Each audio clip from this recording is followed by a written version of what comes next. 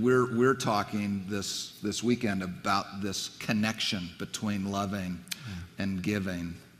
How do you see those connected in the Scripture, and what commentary would you give to that? Well, certainly we're told love is of primary importance. We're to love the Lord our God with all our heart, all our soul, our mind, our strength. We're to love our neighbor as ourselves. Husbands are to love their wives as they love their own body. When you love something or someone, you care for them. When we love God, we want to please God. And in this study on happiness, it's been so fun to look at all the passages about pleasing God and God taking delight in his children. And like in Zephaniah 3, of God taking delight in us and singing over us. And the way that we make God happy, and that's an amazing thing to even say. That's what it means to please God, to make him happy. And Scripture's full of references to the importance of pleasing God. How do we please God and make him happy? Well, one of the ways is by loving other people. How do you love other people? Well, as Richard Wurmbrand, founder of Voice of the Martyrs, said many years ago, if you saw somebody that was cold and it was Christ, would you give him your blanket? Inasmuch as you've done it unto one of these, the least of these, my servants, so that you've done it unto me. And God says he will not overlook so much as a single cup of cold water given to one of these needy ones in my name.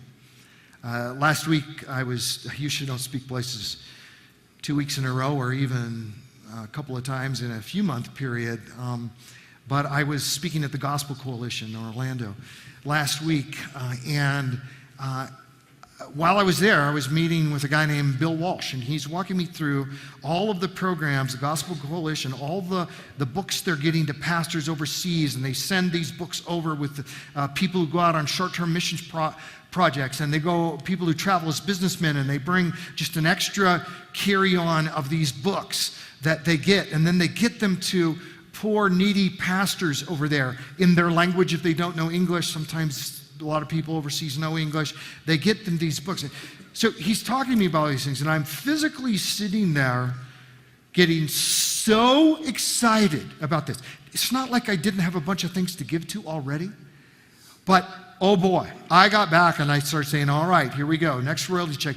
Just last month, we had a royalty check come in for $150,000. So I took 15 staff members, 10 or 11 staff members, and then plus our kids, Nancy, my wife, and I said, I want each of you to take $10,000 of this and tell me where you want to give it.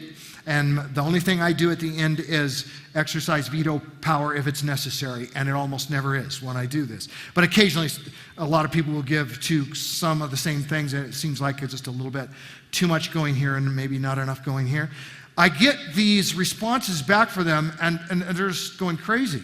And then people are talking about, this is so fun, I'm researching online and I'm talking to people, and this is being given in their name from our ministry, but in their name. And then they're getting the thank you letters back, and they're growing and they're learning and they're taking ownership of this money that they were able to give. There's other places where our staff could work and get paid more, but probably most of those places aren't going to give them, lots of money, sometimes more money than they're paid, to give away to all these other things. And we're able to do that. So then $110,000 of royalties come in this month. And I sit down with it and I go, okay, I say to Bill Walsh, well, here's, I want to support this, and this. The next thing I know, I'm up to $38,000. And I'm thinking, well, I mean, compared to the whole that we're giving away, it's not that much. But I sent it off to him, and if you've ever seen somebody cry in an email, that's what it felt like. It was like, you can't believe how far this is going to go. You cannot believe. And well, I know because of all these projects we're supporting. And what about the seed company and whole language groups of people that our ministry, and I know a number of you have done this, sponsor a language group, and for anywhere from maybe $100,000 to a couple $100,000, sometimes it's even less. You can pay start to finish for the Bible, the entire Bible being translated by trained nationals who will get this Bible into the language of people who have never had a Bible. Now, is there anything else you can think of that you could do with that money that would bring you greater joy? I'm not talking about an eternity. I'm not even talking about the reward that Christ promises us. Though that's a good thing to think about. It's wonderful. I'm even talking just here and now. And as Alan said, Barnhart said so beautifully this morning, and with his son coming up there, wasn't that just great?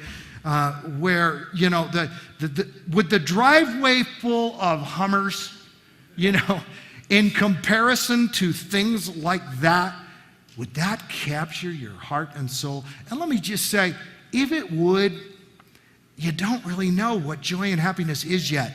Try this other thing. You're not going to want to go back to the driveway full of Hummers. Not that anyone's ever been there, but I'm saying.